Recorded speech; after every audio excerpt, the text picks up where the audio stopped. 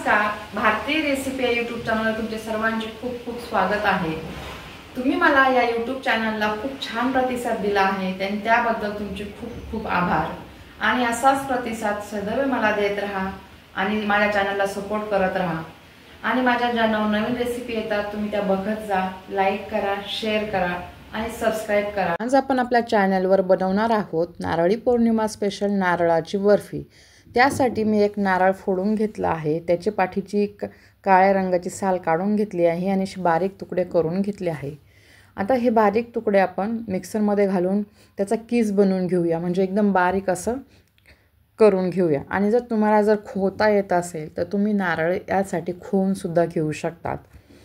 हे बघा, आपण मिक्सरमधून असं नारळ एकदम असं बारीक करून घेतलं आहे। यात कुठेही पाणीचा वापर करायचा नाही, म्हणजे असा छान बारीक कीस बनतो। हे बघा, असे छान बारीक बनले। आता आपण या वाटीचं प्रमाणाने घेणार आहोत। त्यासाठी आता मी ह्या वाटीमध्ये आपलं खोबऱ्याचं प्रमाण किती बसतंय ते बघते। हे बघा, पूर्ण वाटी भरली आहे।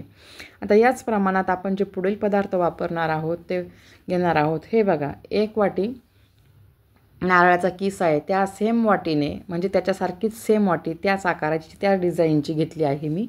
आणि आता अर्धी वाटी पाणी घेतलं आहे, ते मी आता एका कढईमध्ये उकळायला ठेवलं आहे। आणि त्याच वाटीने मी घेतली आहे पाऊण वाटी साखर।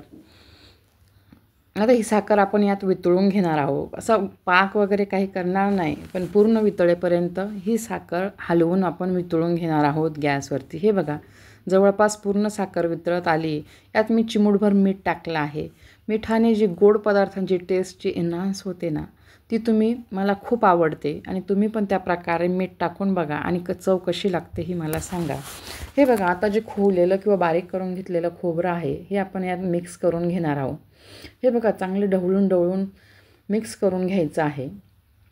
हे आता घट्ट आहे, पण थोड्या वेळाने थोडं त्याला पाणी सुटेल, कारण त्यात साखर आहे। हे बघा, पाणी सुटायला लागलं आहे। सुरुवातीला आपण ढवळून शिजवून घ्यायचं, म्हणजे छान हलवून घ्यायचं। हे बघा, छान हलवून घेतलं आहे। याप्रमाणे मी छान हलवून घेते आहे।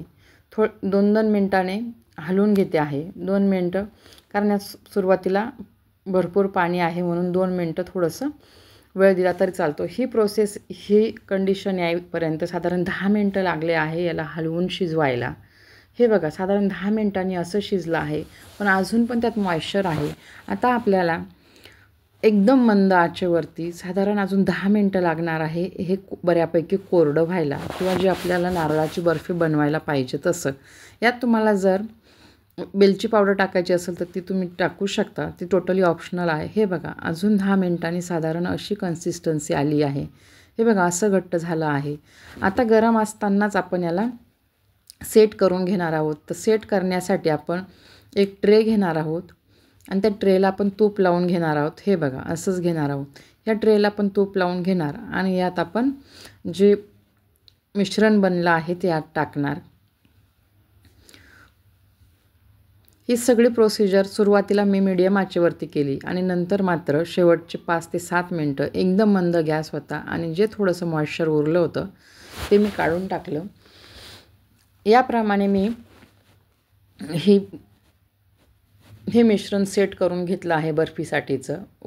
उलटणीला मी तूप लावलं आहे आणि त्याने मी सेट करते, कारण हे खूप गरम आहे आणि हाताला चटका बसू शकतो, त्याची काळजी घ्यायची, म्हणजे डायरेक्ट हाताने करायचं नाही।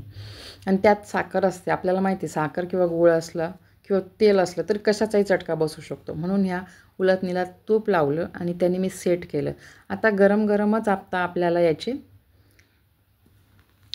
बर्फी बनवून घ्यायची किंवा वड्या पाडून घ्यायच्या आहे। तुम्हाला ज्या आकाराच्या पाहिजे त्या पाडून घेऊ शकता। अशी एक सुरी घ्यायची आणि ह्याच सुरीने अशा वड्या पाडून घ्यायच्या। हे बघा, अशा एकसारख्या प्रमाणात मी वड्या पाडून घेते। तुम्ही जर माझी रेसिपी बघत असाल, माझ्या चॅनलवर रेसिपी बघत असाल तर लाईक करा, कमेंट करा आणि तुमच्या मैत्रिणींना शेअरसुद्धा करा। आणि तुम्हाला माझी रेसिपी आवडत असेल तर सबस्क्राईब करा। याप्रमाणे तुम्ही पण बर्फी बनवून बघा आणि कशी होते ती मला कमेंट बॉक्समध्ये सांगा। हे असे पदार्थ आपण जेव्हा मुलांना काही नवीन खायचं असतं किंवा काही वेगळं खायचं असतं, पण आपल्याला बाहेर जायचं नसतं आणि आपल्या घरात एक नारळ आहे, तेव्हा आपण बनवू शकतो. पण आता आपण नारळी पौर्णिमेला नैवेद्याला तर हे बनवणारच आहोत. टेस्ट तर याची एकदम अप्रतिम लागते आणि ही बर्फी जवळपास तुम्ही महिनाभर पण साठवून ठेवू शकता. फक्त आपण त्याला सेट होण्यासाठी किंवा थंड होण्यासाठी साधारणतः आपल्याला त्याला 3 ते 4 तास आपल्या टेम्परेचरनुसार द्यावा लागतील किंवा तुम्ही पंखा चालू करून पण थंड करू शकतात. हे बघा किती सुंदर अशा बनल्या आहेत. या पद्धतीने बर्फी खूप छान बनते आणि लवकर खराबही होत नाही. आपण जेव्हा दुधाचा वगैरे वापर करतो तेव्हा त्याला थोड्या दिवसानंतर बुरशी येऊ शकते. ही बघा अशी मस्त अशी बर्फी, नारळाची बर्फी ही पारंपरिक पद्धतीने मी बनवत आली आहे किंवा माझी आई पण अशाच पद्धतीने बनवायची. तुम्ही पण या पद्धतीने बनवून बघा. जर तुम्ही पूर्ण रेसिपी बघितली असेल तर रेसिपीला कमेंट करा, लाईक करा आणि सबस्क्राईब नक्की करा.